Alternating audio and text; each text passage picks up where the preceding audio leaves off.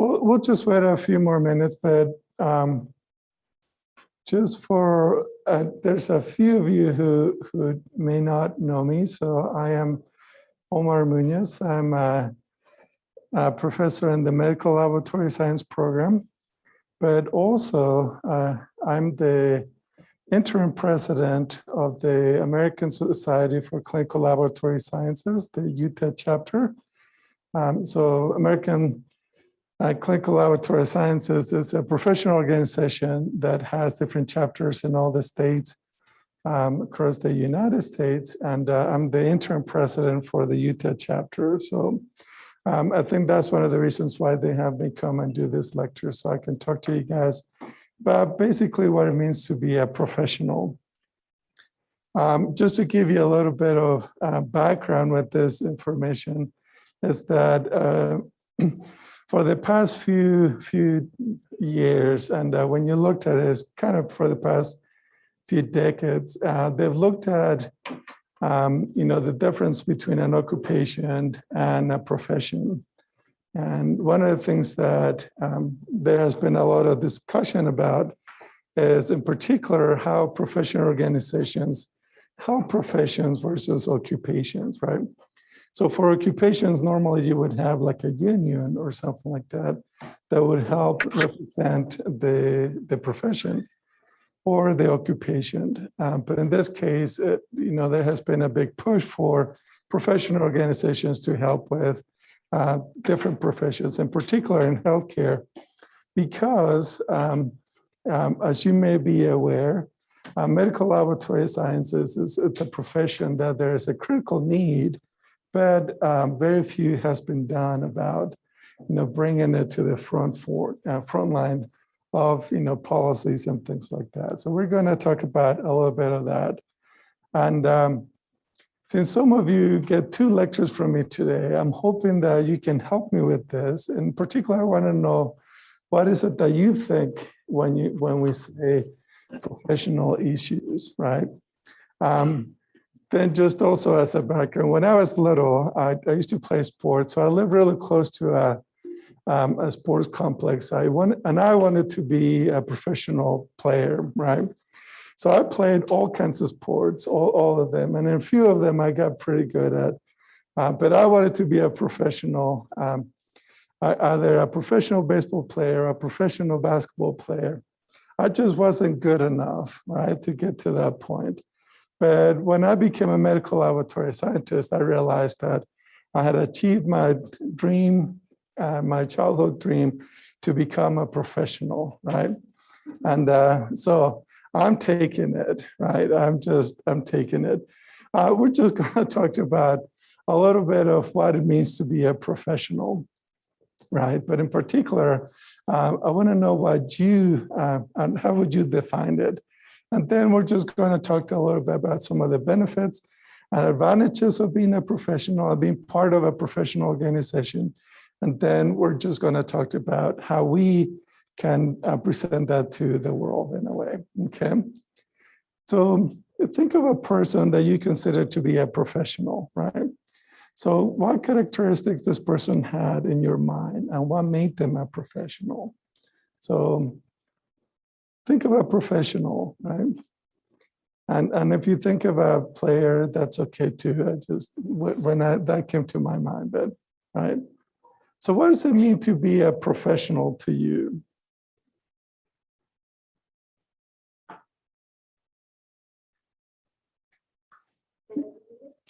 Well-educated, okay. Consistent, okay. I've never thought of that, but that's pretty good, yes. They hold themselves to a standard, right? And I think, when I think of a person that was a professional, they have very high standards, right? Okay, yes. So high excellence and care in everything that they do, and I think that's what it does.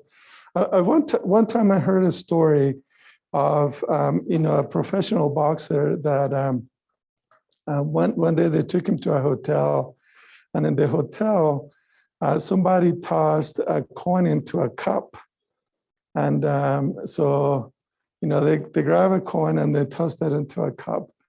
And then for the next like 10 hours, they started a game to where they were tossing coins into a cup. And they became very competitive. And they realized that it didn't matter what this person did. He was just competitive for everything that he did, right? He wanted to be the best in everything that he was doing. And to me, that's kind of what it means to be a professional, right? That you want to be your very best in everything that you do. It doesn't matter what it is. So think of, medical laboratory scientist, right? How could you be the best version of a medical laboratory scientist? And I have this picture right here. This is one of those clip arts from PowerPoint. But to me, it looked like Professor Karen Brown. She's one person that I admire a lot as a professional. And one of the reasons is because when I graduated from this program, I attended a professional meeting and she happened to be there. And then there was a transition to where I was no longer a student, but now I was her peer. And it was a very, very important moment to me. So that's why I kind of had that picture just to remind me of that, right now you're students, but there's going to come to a time that you guys are going to become our peers, right? And a lot of times we're going to learn from you. So it's important that we looked at professionalism, right? Now, just to kind of touch a little bit about profession versus an occupation, right? So an occupation is just basically a job, something that kind of gives you, kind of means to an end, right? You need to pay for school. So most likely what you do is you just get an occupation. And again, this is just a clip art of somebody delivering pizza, right? But when you think of a profession, it's usually people that are a little bit more educated and also that they have the same goals that other people have, right? In this case, medical laboratory scientist. Bless you. Growing up, my grandfather had a comic newsstand, and he had, he would sell comic books. So growing up, I always liked reading comic books. That was kind of one of the things that I liked. But I thought this was really interesting, particularly with the pandemic. When they were talking about not all heroes wear capes, and I thought, Robin doesn't, and I started looking at a lot of the superheroes, right? That they don't wear capes. But I think what they were trying to illustrate is that there's a lot of people in the background, right? When it comes to healthcare in particular, that they are saving lives literally. And a lot of people do not know about it. Now, you as medical laboratory scientists are going to be that type of individuals that you are in the background, right? TV shows are usually about doctors and nurses, right? The individuals that you get to see. Many times when I would go and visit patients as a medical laboratory scientist, they would ask me, are you my doctor or are you my nurse? And I'd be like, no, but I was the one who diagnosed you. And they'll be like, I thought the doctor did. And I'm like, I told him all the things that you needed to know, right? So that's the sort of thing that we do as professionals, okay? So a professional is usually commitment and dedication. There's always a professional organization behind a profession, right? These individuals, they need specialized skills. And think about all the things that you're learning here in the laboratory and also all the things that you're learning in our courses, right? So they're very specialized. Things that you did not study when you were in your undergrads, right? Things that, very few people know about this. And, although they attempt, it's just very specialized what they do. One of the things that I want to, kind of emphasize is that this is kind of service oriented, right? To where what you're doing is actually providing a service to individuals that you may not know. So just kind of keep that in mind, that one of the things that you're doing. And then it's important that a profession has autonomy, meaning that, the different organizations, they're able to dictate, right, what is a professional and who can be part of that organization. So it's just important to remember that, right? The way that you conduct yourself, right? Many of you are phlebotomists, or you've done phlebotomy, yeah. Anybody else, or medical assisting? Is anybody? So we have a few medical assistants, and usually they are the people who, when you come to the hospital, usually those are the first people that you see, right? And they are basically the ones that they're going to give you kind of the tone of the visit, right? Depending on how good you are, usually it's going to be a good visit. If the first person you see is not very good, it's not going to be a good visit, right, at the doctor. So a lot of times your demeanor when you go and visit patients, we don't do as much phlebotomy. Some of you may go and do bone marrow collections. That's something that medical laboratories are involved in. Sometimes tissue collections also. Those are the things that we do. But think of, for example, rural hospitals or rural areas to where usually the laboratory, they do X-ray and they do MRIs and they do patient check-in, right? They do a lot of other tasks. And it's important that you, as a professional, kind of present and your demeanor represents what you're doing, right? So usually that demeanor has to be learned, right? We're all nice, but for the most part, we're nice people. Not me, but you guys, right? We're nice people, but a lot of times the professional demeanor has to be learned, right? I think it's kind of interesting that when we do our orientation, right? Do you remember the emails that we have you read? Yeah, do you remember all that? And to me, it would have been common sense, right? But when you start looking at all of these things, you realize that a lot of these needs to be learned, okay? So let's talk a little bit about some of these things, right? A lot of times we learn by observation, right? So we looked at how other professionals, right, in the same organization, how they conduct themselves, right? When we interact with other professionals, right, we also learn about their demeanor and how they present themselves. And then lastly, we usually look at it as a process of, as we, interact with patients and other professionals in our different organizations, we actually learn from others as to how we should behave in the organization. Now, a lot of times they have code of conducts and things like that help you kind of understand this demeanor, right? Now, how do you internalize all these values that you're learning from other individuals? For a while, when I have family reunions, I'm with my family. So a lot of my family, they are either business individuals or they're healthcare individuals. So there's lots of pharmacists and doctors and nurses in one side of the family. And then on the other side of the family, they kind of own their own businesses. They're kind of entrepreneurs and all of this. And it was very interesting to go to family reunions because when we got both of my mom's side of the family and my dad's side of the family, when they would get together, right? Usually you will see the guys that they're kind of healthcare related, kind of sit in some part of the park or the area where we were standing. And then the entrepreneurs will sit on the other end, right? It was just very interesting to see that happening. But the interesting thing is that they will be talking about the same things, right? The healthcare, like my uncles that were doctors and nurses and my sisters are pharmacists, they will talk about patient care, right? And how we can make improvements to the system, right? That we can help patient care.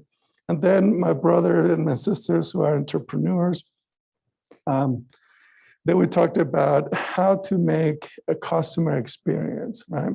So they would talk about when they come into the stores, how can we make them have a good customer experience, right? How can we improve all the things that they do? How can we make it more accessible and better advertisement and things like that? When you think about it, all of the things that they were talking about, they were very similar, right? All they wanted to do is provide a service to other individuals. And a lot of times that's how we kind of internalize it. The interesting happened is that when my younger sister got married, she married a plastic surgeon, and this plastic surgeon had his own business, right? Had to open his own practice. So he was kind of the bridge between my family, right? So he was part of the healthcare team, but he was also part of the entrepreneur team, right? And he just kind of brought the family together. So now they kind of mixed in a little bit because they realize that they're talking about the same things, right?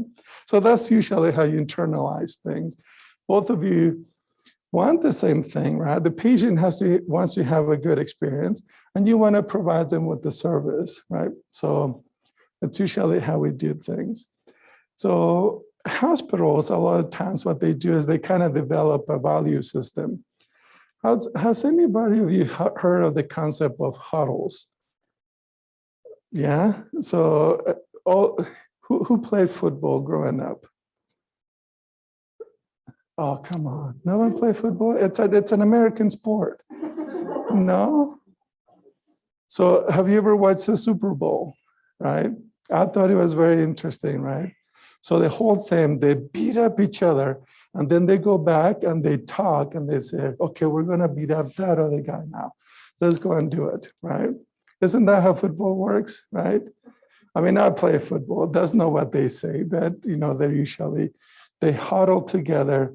They talk about what they're going to do, right? They talk about the play, and then they go and do it, right? A lot of times that concept, right? And I'm thinking the ones that you raise your hands, it's usually a set of healthcare providers, they kind of get together, or at an office, or, as a group, you can get together, you can kind of talk about the day, and then you can go about doing things, right?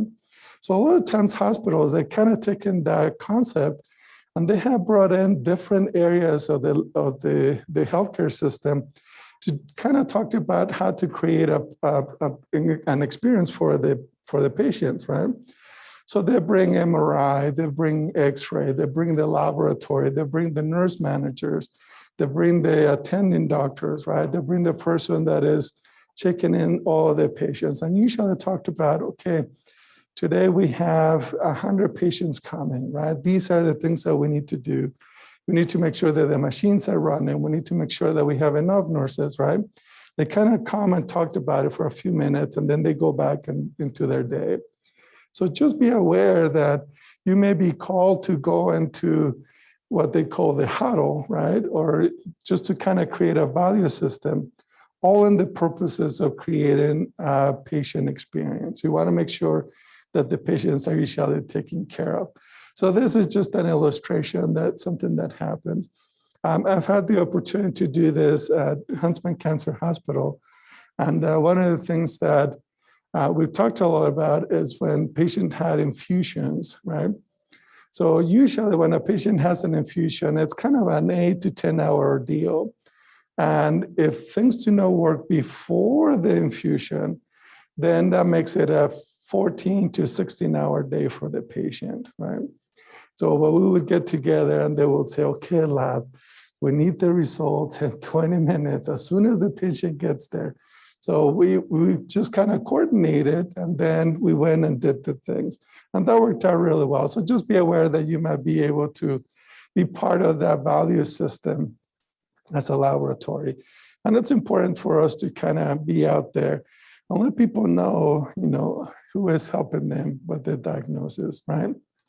And a lot of times what these value systems do is create a quality and practice for standards, right? So we want to make sure that the patients have a good experience, and all of it in the name of patient care. So we want patients to be treated properly and adequately. Now, interestingly enough, and we see this, for example, in the pandemic, is that our purpose is to protect the public, right? To me, it's a little bit sad that, for example, during the pandemic, they talked a lot about the laboratory, right? Where you guys are going to be right in the middle of it, right? A lot of the abnormalities and disorders that we see with the pandemic are very, very correlated with the laboratory, right? So you cannot be diagnosed as a part of the pandemic unless a laboratory test is done. Who oversees the laboratory testing? Medical laboratory scientists. So you haven't heard that on the news, right? But just be aware that you're a very, very integral part of this, okay? And it's important for us as professionals to do that. A lot of times we do that with the certification and licensure, And that's how we ensure a lot of these things, right? The certification, it's a voluntary process. So all of you as medical laboratory scientists will need to be certified, right? And again, this is a voluntary process. And there's no government agency associated with this. It's usually going to be a professional organization that creates the standards, right? Licensure, in a way, it's mandated, right? So in this case, because it's mandated, usually the government is involved. So you have to go to a government agency, right? Fill out an application, turn in that application, and just basically the government is giving you permission to practice medicine or laboratory sciences. In some cases, some states, they require you to be certified and also licensed. So just be aware that that might be the case if you're thinking of moving. Or Professor Moss says you cannot move. Well, some of the states are really annoying because, Okay, just be aware. So yes, so you have to be certified and licensed, and it could be a little bit tricky. I know there's pros and cons of licensure, but just be aware that that is taking place, right? Here's some professional organizations. The first one you need to know is the American Society for Clinical Pathology, because they are the professional organization that is going to certify you as a medical laboratory scientist. They have the board certification, right? And it's an exam. I'm sure you've kind of been mentioned or heard about this, but at the end of the completion of your program, one thing that you will need to do is take a comprehensive exam. And then you're also going to be applied to be able to take this board certification exam. Just so you know, the American Society for Clinical Pathology is oversees, right, is the professional organization that sees all of it related to pathology, right? So we're talking about medical directors, we're talking about physician assistants, pathology assistants, medical laboratory scientists, medical laboratory technicians, histotechnologists, cytotechnologists, and phlebotomists, right? So everything related to pathology. So the reason why we usually certified one of them, and I think I should have put in here, it is required, right? In order for you to get a job as a medical laboratory scientist, you need to be board certified. And what it does, it just basically gives you better job prospects. If we want to go into management, for example, you must be certified. And if you're working in certain areas of the laboratory, you might need to be specialized and certified in that specialization, right? And a lot of times what it does, it just basically gains the confidence of the people doing the testing that that testing has been done by somebody who knows what they're doing, right? And that's all I'm going to say about that. I think I usually just rant about now, but just to be aware that that's basically what it does, right? An accreditation process, it's usually a process that it is peer reviewed or peer done, right? So all other individuals do it. And it's usually a non-governmental agency that does it. And then all of the programs, right? And I shouldn't say all of them, but in order for you be able to qualify to be certified, right, you need to be accredited, or you need to go through an accredited program. The University of Utah, for example, it's an accredited program, and they have the National Accrediting Agency for Clinical Laboratory Sciences. So again, this is a private organization that ensures that the education that you're receiving, right, or that the laboratory where you're working is meeting the standards for clinical laboratory sciences. So they take a look at all the government documents, right, and make sure that all of the laboratories and the individuals working in there meet those standards. Another professional organization that I want to point out, and this is where I am the interim president for the Utah chapter, is the American Society for Clinical Laboratory Sciences. In this case, this organization, this professional organization, is dedicated just to clinical laboratory scientists, right? So anybody who is a medical laboratory scientist, medical laboratory technician, and then histotechnologist and cytotechnologist. These are the individuals who are usually represented in these organizations. Their goal is to make a positive impact in healthcare, which I think is what all of us are trying to do, right? And again, it represents medical laboratory scientists and medical laboratory technicians, right? So it's just a little bit more specialized. And here's a little bit of their core values. The American Society for Clinical Pathology also has a vision and core values, but I just wanted to bring this up in particular because we are medical laboratory scientists, right? We are not pathologists, right? So that's why I'm just bringing it up, okay? And then the American Society for Clinical Pathology, right? Here's their mission. And I think what they do really well, I really like their slogan, right? So stronger together. Because at this point, what you're doing is you should bring in everybody in the laboratory, right, as an organization and help them to be a professional or talk to them about professionalism, which I think is very, very adequate or important for us to kind of look at this. Now, if you're thinking, there's usually the American Society for Blood Banking, the American Society for Clinical Chemistry, hematology, and microbiology. So there are different organizations. Again, these are private organizations that their goal is to help people specialize in different areas of the laboratory. I was going to say, and I think all of your instructors are represented in here. So Professor Murphy is part of the American Society for Blood Banking. And then Professor Blaine Myers is part of the American Society for Clinical Chemistry. And I think also you are also in there. Okay. I'm part of that organization too, just because. Yeah, just because. When I was a supervisor, I supervised a chemistry department, so I had to be there. The American Society for Hematology, of course, I'm a member of that. And also the International Society for Laboratory Hematology and the International Society for Standardization of Hematology. But, those are international. And then Professor Huckman and then also Professor Leatham are part of the American Society for Clinical Microbiology, right?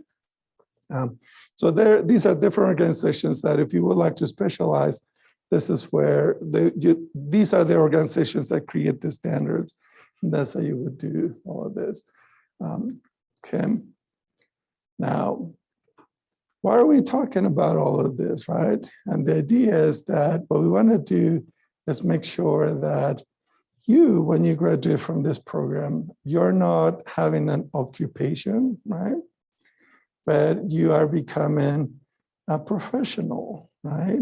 So you are going into a profession, not into a job, right? And I know we've told you that, oh, you can get a job when you graduate. Or a lot of times, many of you might get offers, right, to work before you graduate. So right now, we have a few students doing their clinical rotations.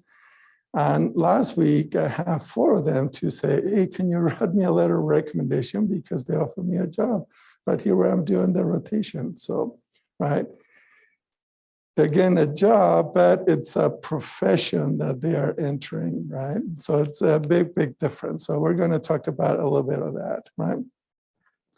A lot of times when we basically looked at a profession, it is something that can be exemplified in something that, we usually looked at as an oath or a pledge, right?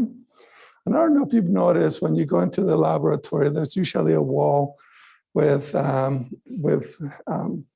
board or picture frames. And inside those picture frames, there's plates and oaths. Have you seen that? Have you noticed it? Now, when you go into the lab, you're going to go, oh, yeah, that's what he was talking about, right? It's really interesting, talking about observation, right? But if you go into the laboratory, you're going to see some picture frames. And those picture frames, they have an oath, right? Or a pledge that previous classes of medical laboratory scientists, they've kind of or they've done. AUCLS has an oath that, usually what different organizations, they kind of recite every so often. So when they have their annual meeting, they bring it up. So here's an oath as American Society for Clinical Laboratory Science. The University of St. Louis, I thought it was kind of interesting. During their graduation, right, that's one of the things that they do. They do the oath. So the very first organization, right, back in the 1920s, when this profession was called medical technology, the Empire State Association of Medical Technology, they're the very first ones who kind of created an oath for medical technologists and all of this, but there are many of those. So one of the things that I want to talk to you guys about today is creating a 2021-2022 class pledge. And in order for us to do this, what we're going to do is we're going to have you work together a little bit. Is that okay? So codes and notes are usually guidelines, right? Particularly for health professionals. And they have been expressed in prayers and notes, creeds, institutions, and also pledge statements, right? And so a lot of these are just very personal commitments, right, to the duty that you have as a professional. And when you read some of those, now that I point them out, I'm hoping that you go and look at them and read them. But it was something very personal for these groups. And then